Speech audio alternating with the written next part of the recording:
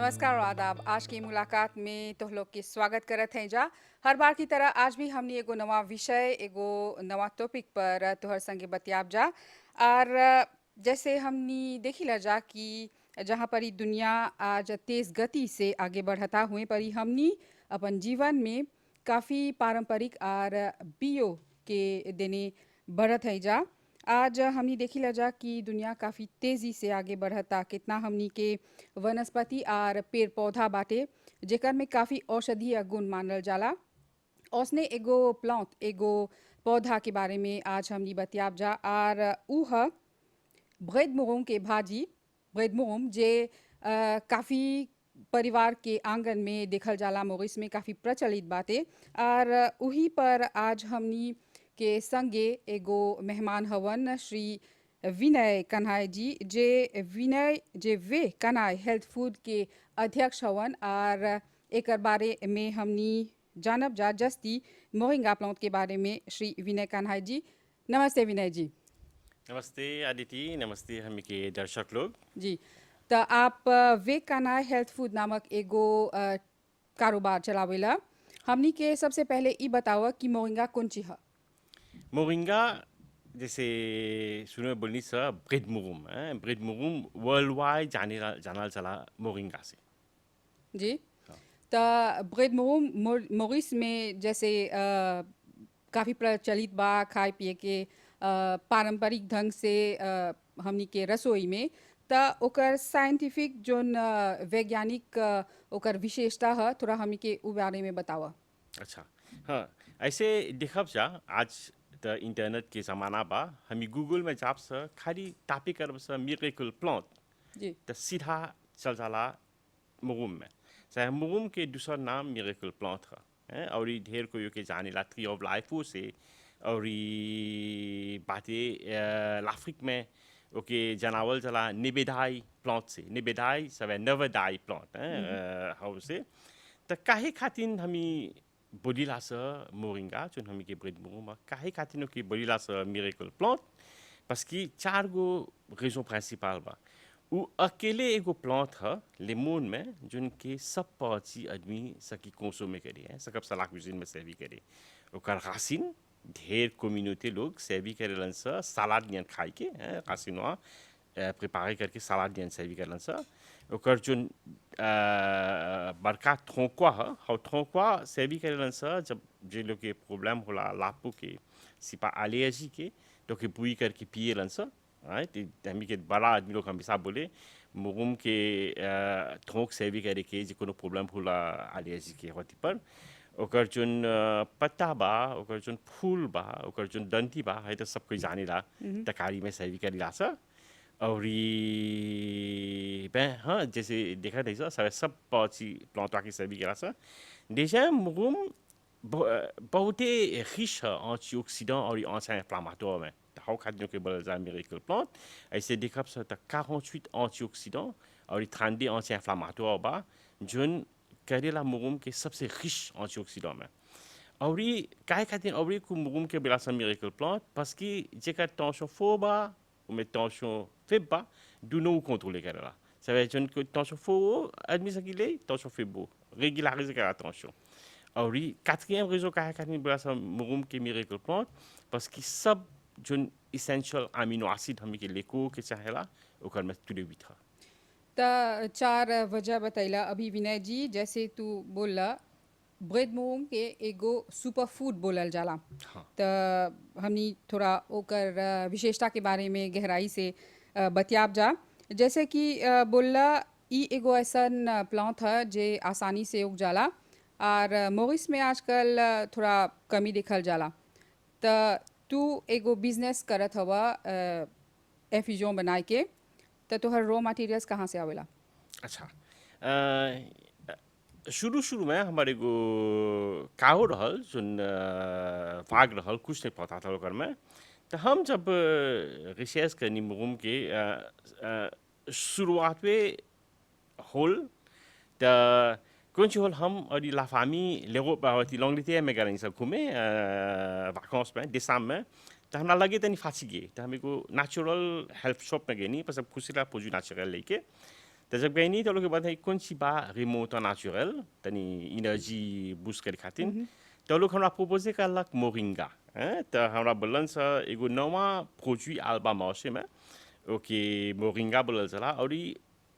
निमन फीडबैक मिलल बा हाँ सही करब तो इफेक्टिवement जब हम मोरिंगा हमरो होते में मिलल लापुट के फोमा में तो जब आईनी लुतेल तो प्रिपेयर करके जब पीनी लौटे में हमरा बुझाल अच्छा लगल तो जब रिट्यूने रोइनी आप दे समान तो मन करलक क्यूरियोसिटी से हम जाने खोजी जैसे जाने मोरिंगा के। वा कुछ है अरे जब रिसर्च जब मोरिंगा वा इंटरनेट पे तापे करनी तो देखा था ये उधर ब्रेड मूम है तो हम ब्रेड मूम है तो क्यूरियोसिटी वा और ही बढ़ल तो और ही जाने खोजनी बे कौन सी स्पेशल बा है प्लांटवा में एकर बारे में जस्ती हाँ साइंटिफिक ढंग से थोड़ा खोज काम थोड़ा रिसर्च करला। हाँ हाँ तो क्यूरियोसिटी वा डेवलप होल तो देखा था मॉरिशस रिसर्च काउंसिल एगो रिसर्च कर ले बा मोरिंगा में यूनिवर्सिटी मॉरिस रिसर्च कर ले बा मोरिंगा में और ऐसे जॉन हॉपकिंस अभी जॉन कोरोना वायरस के लिए पास हो सर प्रेस के रोज जॉन हॉपकिंस के नाम सुन रहे सर जॉन हॉपकिंस यूनिवर्सिटी तो है जॉन हॉपकिंस यूनिवर्सिटी जो है इस सबसे बड़ा इंस्टीट्यूशन है अमेरिका में रिसर्च मेडिकल की तो वो ब्रेड मूम में लिख रहा है और ढेर डॉक्यूमेंट लिखा बा फूड एंड एग्रीकल्चरल ऑर्गेनाइजेशन नाशोजिनी के वो लिख ले बा ब्रेड मूम में तो जब है सब लॉजिक को हम पढ़नी तो ऐसे तो हम एगो इंजीनियर हैं प्रोफेशन से कोनो स्पेशलिस्ट नहीं है प्लांट में मैं क्यूरियोसिटी से हमरा लीडे में अभी काहे खातिर नहीं हमी प्रोमोवर करे सब ब्रेड मूम के ऐसे जो हमी के मोजा भाई बहन लोग बा सब फामी बा वो लोग जानी ब्रेड मूम में इतना वेच बा और ही ओकर सब होती तब साइंटिफिक जो डॉक्यूमेंटेशन रहल इधर जब देखनी तो हम बोली नहीं चाहला कोनो चीज करे कि हमी के सोसाइटी की तो ऐसे शुरू हो तब दे अपन जो तेरा रहल तो नहीं हाई में खाली ब्रेड मूम प्लांट तो दे अपन से शुरू करनी सा आज हमी के अपन काहो प्लीज की विटा अपन बा ब्रेड मूम के प्लीज हमी के थोड़ा प्लांटे ला हमी खातिर तो जब गनप से जितना प्लांटे ला तो और एगो जिस अपन एक होई ça veut dire presque 20 अपन ब्रेड मूम प्लांटा गल बा और ये प्लांट आगे खाली लाकू में मिले और जस्ती आदमी लोगों के काट के फेंक देवे आज देखत नहीं सर है प्लांटवा के एगो वाले हो गल बा एगो वाले कमर्शियल एगो वाले इकोनॉमिक जी हाँ तो विनय जी तू गुडलैंड्स रहेला हाँ और हुए परी मोरिंगा के खेती करेला तो ई एगो कैसन प्लांट है ओकर रख रखाव ओकर खेती खातिर कोनो खास चीज के आवश्यकता बाटे। अच्छा है एगो के शो है तेरे सब हमी के प्लांट है भाई बहन लोग खातिर बस कि आज जैसे जानी ला सर सबसे बड़का प्रॉब्लम हमी के कामार प्लांट है लोग के प्रीमियर पानी नहीं मिलेला और देशम चोरी के बाद चोरी जोन जोन लेगिम कितना कितना और लेगिम गुडलैंड्स काफी सूखा जगह है। हाँ भाई हाँ तो जब हम ये रिसर्च करें सब मुगुम में तो लोकल की ब्रेड मुगुम एगो ऐसा प्लांट था जो ढेर पानी नहीं मांगेला तो हम ये के जो काहू बा इरिगेशन कुछ तेरा लोकर में तो डलनी सा और ये लोकल मुआस की एक बारिश में हम सकनी सा हम के फे रिकॉल्टे Récolte करी करे। हाँ सावेजा दुगो बड़ा लाभतास हम की मिला एगो और के ब्रेड मुगुम के भाजी चोरी करी है एगो दूसरा लाभतास रहो हाँ अच्छा तो फिर ओकर से तू अपन बिजनेस शुरू करला तो ई एफिजो स्थानीय स्तर पर ही बनेला। हाँ है या अच्छा बा जनाई के कि हमी के जोन ब्रेड मुगुम बा उ शुरू होला प्लांटेशन से जिसका ओकर प्रोडक्ट फिनी ले 100% मोरिशा hein ça veut dire हमी तनको नहीं importer केला सा प्लांटेशन लोकल में हाँ और जैसे तू अभी बोला था कि उस सूखा जगह पर भी उग जाला आसानी से उगेला मतलब मान ला ओकर रिकोल्ट पत्ता की करला और उ एफिजो में खाली पत्ता डलाला कि ओकर ड्रम स्टिक या ओकर बिया सब। खाई जोन हमी तब यहाँ बताएं सब bien fait जोन ब्रेड मुगुम के हा तो रिसर्च बतलैली बा कि जोन मुगुम के पत्ता हा ओकरे में सबसे जस्ती वेज जन जन सब वेज वन हम बोलनी सा सब ओकर पता में मिलेला। त हमरो जब रिसर्च करनी त लोकल की आँची लिमोन में ब्रेड मुगम के पत्ता के लापुद गो डिमांड बा और इसे तो क्वालिटी parce que l'Afrique में पोजिया होला लैंड में पोजिया होला तनी अब तो presque ढेर पे जहाँ गरम करला वहाँ पर मुगम प्लांटेरा mais क्वालिटी पर थोड़ा इशू रहल त peut-être हमार connaissance तनी इंजीनियरिंग की connaissance सब डाल के कर में तबे से नहीं जे करब सा त एगो फौजी करब सा जोन के एगो क्वालिटी लाबेल मिली त आज हमी सेवी करीला सा हमी के लापुड मुगम जोन से चा बनाएला सा त उ खाली पता से भी गला सा सावे जे हमी के फौजी में नहीं मिली बातों मुगम के बातों नहीं मिली सिपा कहूँ पर बैक्टीरी सिपा मेटालू parce que जब इंटरनेशनल लेवल में जब टेस्ट करलन सा लापुड मुगम में त लोकल कहूँ से लापुड मुगमा में बैक्टीरी बा कहूँ परी जिप्लो बा कहूँ परी प्रोड्यूस चिमिको बा प्रोड्यूस मुगमा में और कहूँ परी जब आल बा क्लियर यहाँ त पतवा ने सुगल बा और ये वे रहे कि त जोन हो गल बा त जब है सब क्वालिटी इश्यूज हमी देखनी सा क्लियर के होला तहाँ नहीं जब करब सा त निमन एगो एगो एगो खोजी करब सा जमे कम सी एगो एगो एगो क्वालिटी के लेवल तो सोचिए हमें कि कंपनी नेपो कैसनो एगो क्वालिटी ऑर्गेनाइजेशन बनाला खाली लोकल नहीं इंटरनेशनल लेवल पर मतलब मान ला जैसे पत्ता के तुरला और ओकर सुखा के त कोनो चीज दलाला उमे ओकर ओके प्रिजर्व करे खातिर ई सब नहीं नहीं हमी जोन चीज करीला सा से प्रीमियर हमी के प्लांटेशन में जब दिखब सा तो हमी के प्लांटेशन में कोनो प्रोड्यूस चिमिक नहीं डाला अच्छा कोनो निमक कोनो प्रोड्यूस चिमिक नहीं डालिए हमी के सब प्लांटेशन सर्टिफिए है बियो सर्टिफिए है इकोसेयर फ्रांस से अब जब पटवा हमी के लीजिन में आनी ला सा तो सब पत्ता धोवाला राइट contrairement à ढेर ऑर्गेनाइजेशन नहीं कर लेता हमी के सब पत्ता धोवा के हमी डाल दिला से सूखे के ओके नेचुरल pendant 24 heures नेचुरल नहीं धूप में नहीं तो कोतरे मुंह के चाला हमेशा सुखाई के छांव में अच्छा हमी के लिसिन के भीतरे हमी के सेक्शन हो बन ड्राइंग सेक्शन जहाँ पर नेचुरल में avec ventilation naturelle से अच्छा सुखेला pendant 24 heures तबे एगो डेसिड्राटे में डाली लासा है एगो डिहाइड्रेटर में डाली लासा हवा ढेर खाली नहीं एगो इनिएटर मैक्सिमम और 60 डिग्री नहीं दिपासे करी लासा रेजो काहे खातिर नहीं करी लासा जामे खातिर और जोन कुले हमी के ब्रेड मोम के कुले आवा रही पार्फम जोन ब्रेड मोम के हा पार्फम फ्रेश रही और जितना bien fait बा fait मोमा में सब रही त जैसे दिखला ça veut हमी कोनो प्रोडक्ट नहीं mélanger करला सा हमी के मैन्युफैक्चरिंग प्रोसेस ए तनी यूनिक है प्रोसेस हुआ ढेर दिन लगल हमी के मेट्रीज करे के है होता प्रोसीडी हुआ मैं आज हमी सकब से बोले हाई प्रोसीडी नेचुरल हुआ sans aucun conservateur से एक्स्ट्रा रहेला हमी के पता जो ना बन मोम के डेज़ फासिल रह जाला शेल्फ लाइफ के विनय जी तभिया हमनी बोला था जा कि मोरिंगा के सुपर फूड एक खातिर बोला जाला कि ओकर में 27 तरह के विटामिन के उबा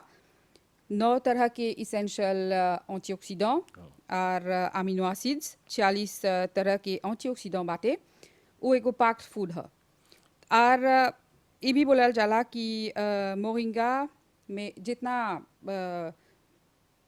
स्पिनाच यानी पालक में जितना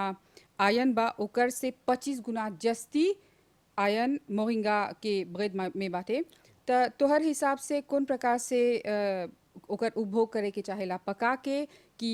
जैसे तू कर ले हवा एफिजों के तरह ऐसे तो देखब सा जोन हमी के प्रोडक्ट बा उता डेरिवे होला ब्रेड मोम से कौन प्रॉब्लम होला जब मुगम पकाएला सा जब एगो चीज पकाएला सा तो डायरेक्टली डालीला सा आग में तो उ कबो कबो जोन बियाफे रहेला तो विटामिन मिनरल तनी डिट्रुए हो जाला मैं एगो बोक से रहेला हैं राइट है प्रीमियर और देशम हमी जब पकाएला सा त कबो तनी जस्ती निमक डालेला सा कबो तनी जस्ती कोई तनी से पिसु डाल देला कि सकी को कर लिफेवा जिमिए कर दी हैं त हमी के जब एफिशों जब ले ला सा त l'avantage कौन से जब एफिशों वा ले ला सा parce कि procédé वा तनको température नहीं dépassé गला ça नहीं 60 degrés si जस्ती नहीं गल त सब bien fait वन रहेला même हमी के लापुडो में सब है bien fait वा रहेला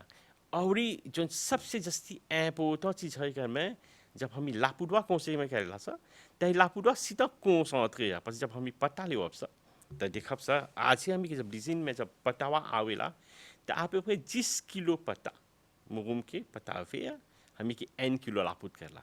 ce qui veut dire 10 fois जस्ती concentré होला काफी त concentré। हवे खातिर जब तालेवा जो एनालिसिस करला कि देखिला सा मुगुम के पता में जब हमी 7 को जो 7 जब जोरांस जो अब सा ग्राम से वेट टू वेट जब मिजर कर सा तो देखब सा मुगुम के पतवा में 7 fois जस्ती विटामिन है से है जोरांस से और दूध से जस्ती 17 गुना जस्ती कैल्शियम भी बाटे। कैल्शियम बा कैल्शियम मुगुम जब देखब सा तो रिच है कैल्शियम में पोटाशियम में रिच है फेयर में रिच है एंटीऑक्सीडेंट मिnéral में जो मिnéral important है 5 qui c'est pas 5 male hormone खातिर अच्छा है क्वीव जो आकलेट तो के दुले होला तो कोपर जो है चिकनसिटी में ये सब नेचुरल मिल जाला और जन रिसर्च मेडिकल कर ले सब हयो बतले बाकी जब हम एगो प्रोडक्ट नेचुरल ले जन विटामिन नेचुरल मिलेला तो हम के लिए को में जस्ट निमन से सेवी होला को पाके जे हम एगो विटामिन ले जन कॉम्प्रीमे में मिलेला parce que कौन चीज होला जे parce que synthétique te kabo stocké होला mi ke les femmes kabo mi ke les reins के problème de là te हाउ खातिन नेचुरल जो जी देखा था ça जस्ती पे डेवलपर में ढेर आदमी लोग सोची हो तो सा साइंटिफिक मेडिसिन से जस्ती नेचुरल में जाता नेचुरल बियो त विनय जी हमनी ई खोज बतावेला कि मोरिंगा के सेवन से तोहर एगो व्यक्ति के इम्यूनिटी वो बूस्ट होवेला और ब्लड प्रेशर भी कमती होइला बाकी मोइस में हमनी देखिला जा कि एगो तरह के विचारधारा बाटे कि जे बैद मोम खैबा त टेंशन फो होई त एकर बारे में थोड़ा बताइए। जब हम मुगुम के शुरू करनी अब 2012 में जब हम रिसर्च करते हैं मुगुम के तो इफेक्टिवement सब कोई बोले बे मुगुम टेंशन देवला सारा प्रिकॉशन लेके mais हम जितना रिसर्च करनी सब में सब साइंटिफिक रिपोर्ट सब les contraires इंडिकेट करे mais आज हमी प्लेसियर से सबसे बोले l'université Maurice एगो रिसर्च करलक ब्रेड मुगुम और टेंशन के वती में और रापोवा निकलल l'année dernière l'université Maurice जहाँ पर रापोवा में बोलेला कि effectivement ब्रेड मुगुम के consommation हमी के टेंशन कंट्रोल करला contrairement à हाइजन हमी के मिसकंसेप्शन वहाँ तो थोड़ा संगठिया लोग से बचाई नहीं पूछनी बे काहे खातिन surtout docteur लोग से बोनी सा बे काहे खातिन मोशन लोग सोचेला कि ब्रेड मुगुम टेंशन देवेला तो ओकर एगो réponse scientifique है काहे खातिन parce que जब हमी मुगुम के पता लेला सा तो टूफे करे खातिन तो देखा सा ढेर पता डालब सा एगो रेसिपियों में मैं जब ब्रेड मुगुम पारे होला तब बहुत कमती होला तो जोन आदमिया पकावता उ सोचेला भी ढेर पता डाले हैं सा तो हाउ खातिर चला जैसे निमक डाले की तो इफेक्टिवement और तनी जोन मुगुम के बिटरनेस वा जोन करतनी आक गुआ है तो निमक से निकाले लन सा तो प्रॉब्लम और आज से सब कोई जानला सबसे बड़ा l'ennemi टेंशन के निमक है और हम ही कुछ करते सा ब्रेड मुगुमा में खूब ढेर निमक डाल देता तो नॉर्मल जैसे मुगुमा कंसोमे करबे तो टेंशन मोते होई मैं मुगुमा नहीं टेंशन लेवे मैं है जो निमक का डाल सा हाउ ऐसे करेला हाँ मतलब मुगुम अपन में वो तो bien fait है bien fait bien ओकर fait है हाँ mais जब अच्छा नमक डाल दिला सा है हाँ स्ट्रेस खातिर अच्छा है और लाफाचिक खातिर अच्छा है और ब्लड प्रेशर के भी घटाला documentation bah au contraire हम certaines documentation जो पहाड़नी तो अगर même बोले ला हमी के वेदास में निकाल बा ब्रेड मुरुम पर हमी के वेदा बोले ला ब्रेड मुरुम aider करेला पिसकी traitement 300 maladies 300 की maladies हैं हाँ 300 maladies ढेर maladies है और ये जब हमी तनी scientifique reporting पर जाप सा तो देखी ला सा हाँ मुरुम que l'incidence directe d'un adminok ou la diabète c'est parce que mourum aider करे ला हमी के pancréas और हमी के les foie के régénérer करे के हाँ तो au lieu comme si हमी एगो symptôme के traiter करब सा mourum symptôme नहीं traiter करला mourum besoin में जाके parce que जब हम बोले ऐसा diabète बा तो diabète एगो déficience हमी के pancréas में तो नहीं चला pancréas नहीं चला comme si dirait खाली symptôme के बात करके mais चला pancréas की traiter करके तो mourum scientifiquement local बा कि हाँ ये दे करेला है développement हमी के les foie हमी के pancréas mourum हमी के जो हमी के जो लोग souffert होला अल्जाइमर से ça veut problème हमी के cerveau निमन से नहीं काम कर रहा l'étude बतैले बा कि हाउ हमी के न्यूरॉन के redévelopper करेला mourum जन जन personne लोग souffert होला anxiété तनी stressé रहलन सा तनी anxious रहलन सा तनी dépressif रहलन सा तो हाउ local बा कि aider करेला निमन से सूते के aider करेला तनी anxiété बेसे करे के आज हमी के लालिस क्लियो में बातें जो लोग souffert होता bronche के प्रॉब्लम से sinus के प्रॉब्लम से आज ढेर शत्रु माराम लोग ढेर को समय करला पुआ बेसे करे खातिन तो इतना वेची बा मुगुम में शुरुआत में आप बोला था कि एगो पौधा में मूंग के भाजी के पौधा में ओकर पत्ता ओकर बिया और ओकर ड्रमस्टिक ओकर थों सब इस्तेमाल कलाला हाँ और जैसे हमनी जानी लजा कि ये सब चीज़ के इस्तेमाल आयुर्वेदिक सामान के प्रोडक्शन में भी होएला थोड़ा हमने के ई बारे में बताइए हाँ ऐसे तो मुगुम अकेले हुए मैं मिरेकल प्लांट था ढेर वेची देवेला मैं हमी ओफिया मेशिया जब शुरू करनी समी के बिजनेस तो क्लियर लोग आए लगल हमी के बोले बे ढेर नेचुरल में काहे नहीं तनी फ्लेवर आज करेला सा तो हमी के इसे लीडे मिलल तो थोड़ा रिसर्च होल आज हमी के मुगुम में सिट्रोनेल डालिला सा अच्छा जन जन बियो सिट्रोनेल हमी के काहो में से तो सिट्रोनेल जैसे सब कोई जाने ला अभी कैसे ठंडा ठंडा करा था ढेर कोई के प्रॉब्लम होता सर्दी के खोंकी के जी तो लोकल बा कि जन हाई कंसोमे करबा मुगुम और सिट्रोनेल से तो वो होता है तेन सा जिमियल डाल देबा तो वो तो मिराक करेला तो लाफिए बेसे कर देला तो हर प्रॉब्लम टूसे तो हर प्रॉब्लम निनिक पुले सब रेजूट करला तो ऐसे एप्लीकेशन आयुर्वेदिक में और ही ढेर चीज आए लगा दाइए हमी के प्रोडक्ट जन fabricant आयुर्वेदिक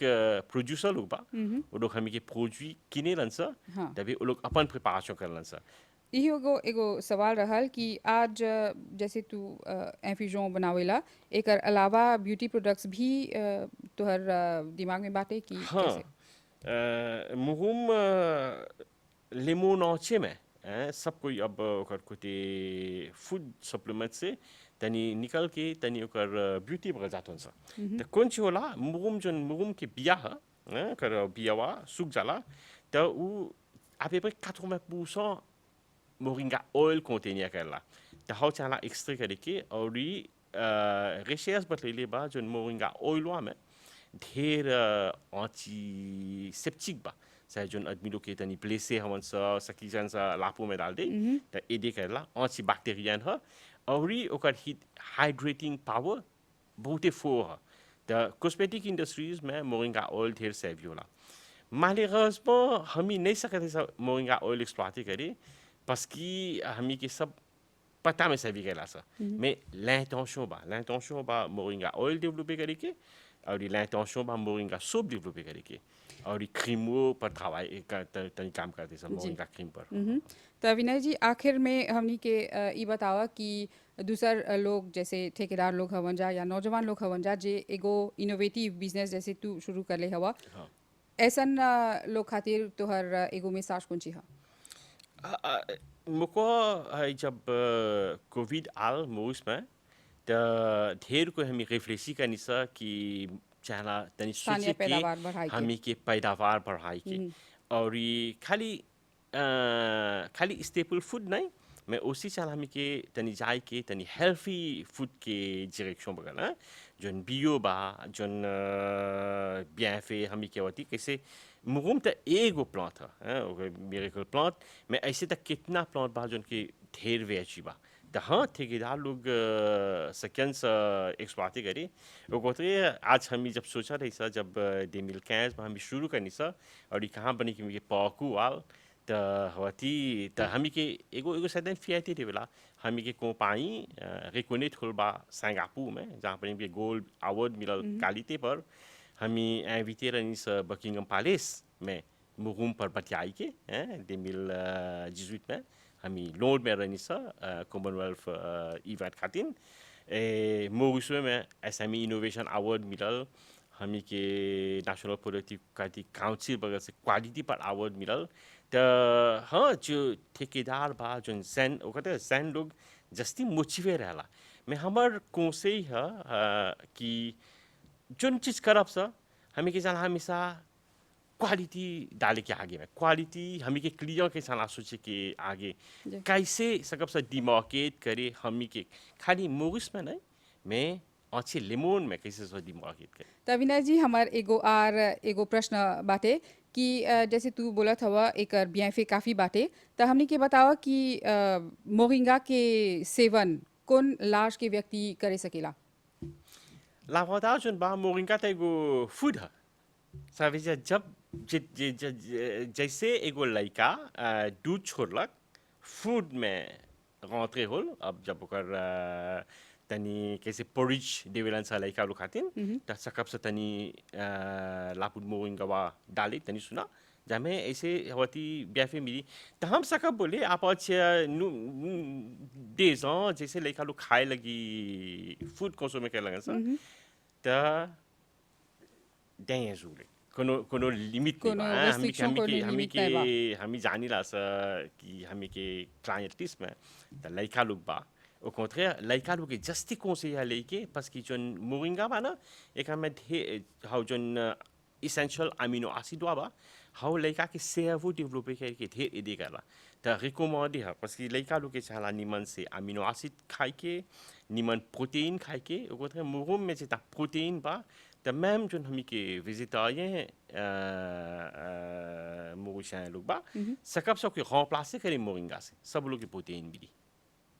त ई रहल आज के एगो छोटा मुलाकात विनय कन्हाई जी संगे त जैसे जस्ती जानकारी देला और जस्ती सलाह भी देला अगर तू भी चाहत हवा एगो बिजनेस एगो इनोवेटिव बिजनेस शुरू करे के त एकर सलाह पर आप अमल कर हमनी के आगे नमस्कार